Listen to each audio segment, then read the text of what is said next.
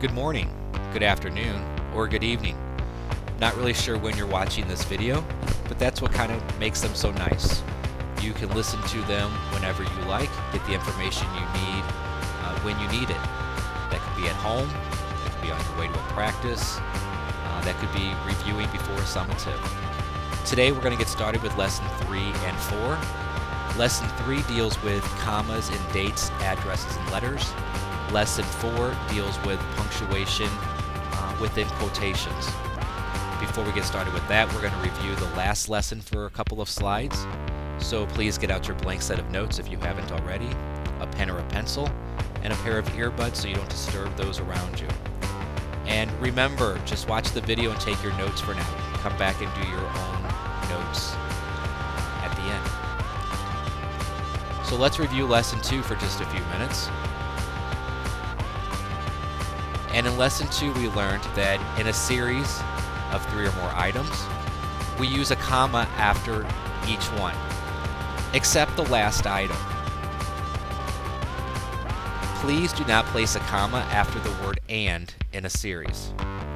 Now when you move up to high school or get into college, you'll learn about different formats of writing and they might change that on you. For now, we're using the MLA format, and in the MLA format we don't use a comma after the word "and" in a series. Another rule we learned is to use commas between 2 or more similar adjectives that modify the same noun, and I gave you a hint to help you. If you can replace the comma with the word "and", then those adjectives are similar. We also learned to use a comma after an introductory word or phrase, and I'm asking what were some of the examples I shared with you. I had a whole list of them. You might want to review those.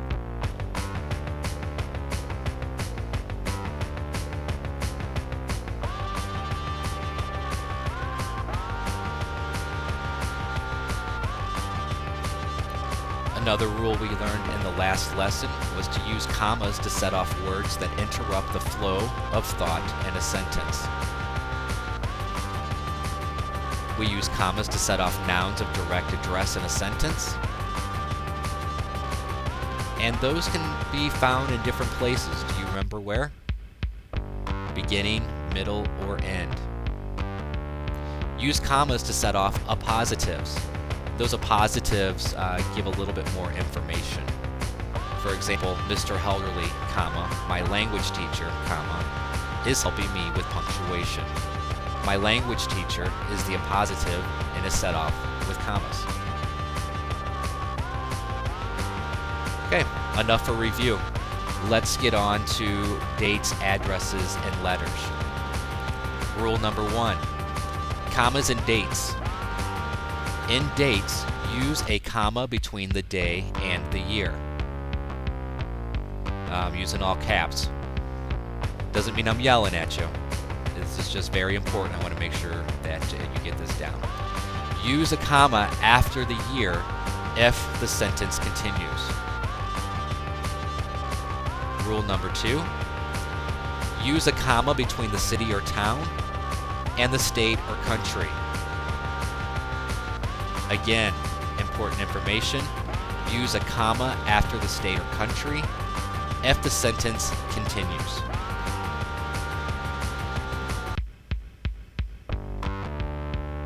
A third rule to remember, which I think you probably already know, but just in case, use a comma after the greeting of a casual, or what you call a friendly letter, and after the closing of a letter.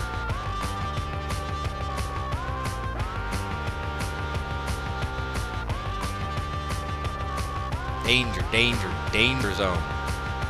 Do not use a comma between the state and the zip code in a letter. Wouldn't believe how many times I see this. Students think that a comma should go after the state and before the zip code, and they shouldn't. So if you were writing, it should just be St. Louis, comma, Missouri, space, 63128. No comma between state and zip.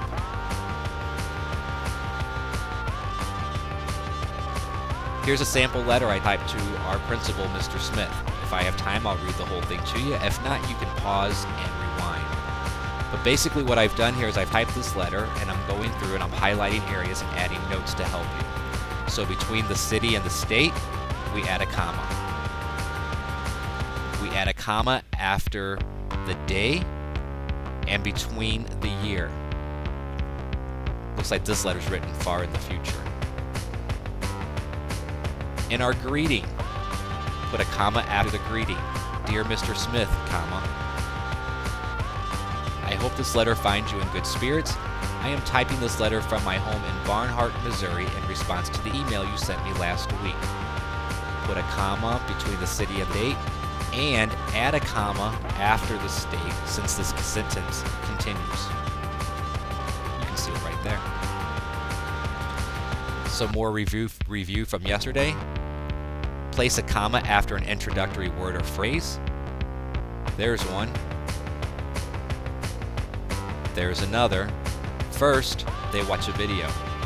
Comma after introductory word. Another one. Next. Another introductory phrase after that.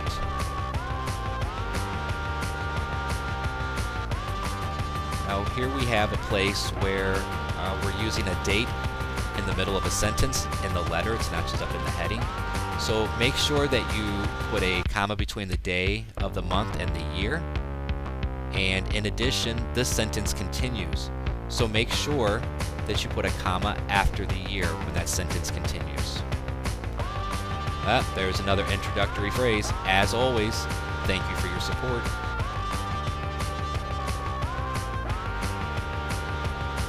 And then down our closing, which, if you recall from capitalization, the second word in the closing doesn't get capitalized.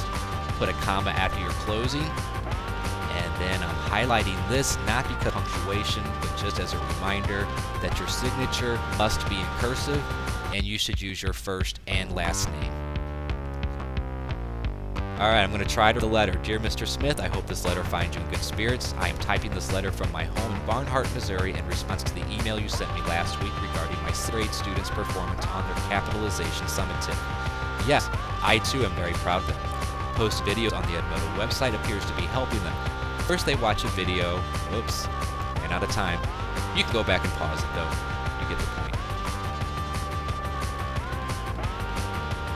Alright, so now we're going to talk about punctuating quotations. If you'll remember back to capitalization, a direct quotation is a speaker's exact words. The rule that we use here is to use quotation marks at the beginning and end of a direct quotation. Beginning and end. Here's an example for you.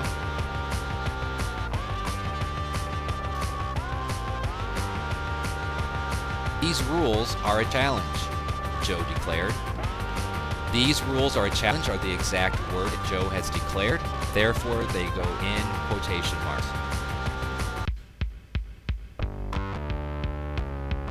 Pay special attention to where the comma goes. It goes inside the quotation marks. You're also going to use commas to set off explanatory words used with a direct quotation. And these explanatory words, if you recall, just kind of give additional information. They can be at the beginning, the middle, or the end of a quotation, so you need to be careful with them. Here's a couple of examples. Joe declared, explanatory words at the beginning of a sentence. These rules are a challenge. Joe declared, comma, open quotations. These rules are a challenge, period, close quotations. These rules, Joe declared, are a challenge. Take a look at punctuation and the quotations there. If the quotation itself is a question or exclamation, the question mark or exclamation point falls inside the end quotation marks. Typing in red, so it must be important. Commas and periods always go inside the quotation marks. Here's a little tip. Think of these commas and periods as maybe your little brothers and sisters that can't go outside. So think of them as too little to go outside. They have to stay inside the quotation marks. Here's an example for you. Have we hit an iceberg? A crewman asked. Take a look at your quotation marks, question mark, and yes, we are talking about the Titanic. If quoted words are part of a quotation or exclamation of your own is a very important piece here. So if the quoted words are part of a quotation or exclamation of your own, place the question mark or exclamation point outside the closing quotation marks. This can get difficult, so please watch the example. Did I hear him say, comma, quotation marks, I believe we're sinking, quotation marks, question mark outside. And as you can see there, Titanic is sinking. A divided quotation is a direct quotation that is divided into two parts by explanatory words. Both parts are enclosed in quotation marks. We talked about this a little bit in capitalization. And here comes something important that I think you should remember just in case. The first word in the second part is capitalized unless it begins a new sentence. Remember, it's a divided quotation. It's basically the same statement, it just has explanatory words in the middle. You can read the example as it shows up here. The ship, it's in quotation marks, so I know it's someone's direct word. The owner said, ah, that's who said it, explanatory words, is unsinkable, all one quote, and apparently he was wrong because there it is at the bottom of the ocean. A divided quotation is a direct quotation that's divided into two parts by explanatory words. Both parts are enclosed in quotation marks. The first word in the second part is not capitalized unless it begins a new sentence. Yep, I'm repeating myself.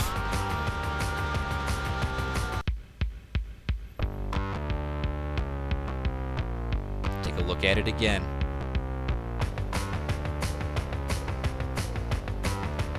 One quotation divided by explanatory words. Therefore, that's how we punctuate it. All right. Do not use quotation marks to set up an indirect quotation. If you remember back to an earlier lesson, an indirect quotation tells, in different words, someone said. It's kind of like paraphrasing. Here's a hint for you. An indirect quotation is often introduced by the word that, but not always.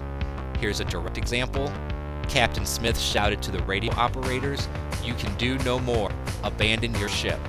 Captain Smith's direct words, all in quotes. Here's indirect. Finally, Captain Smith told the radio operators that they should abandon their cabin. There's that word that, gives you a hint. It's not always going to be there though. And dialogue. Dialogue is a conversation between two more speakers. In dialogue, a new paragraph and a new set of quotation marks signal a change of speakers. See this every book you read. So here's some dialogue. Ready? Ready. Now? Soon. Do the scientists really know? Will it happen today? Will it?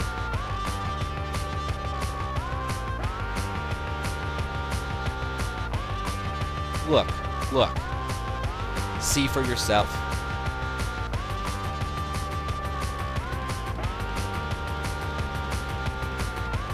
That's all dialogue that's taking place there. The quotation marks and a different line let us know that it's the reader changing, the speaker changing. And go on to, the children pressed to each other like so many roses, so many weeds, intermixed, peering out for a look at a hidden sun. This dialogue comes from Ray Bradbury's All Summer Today.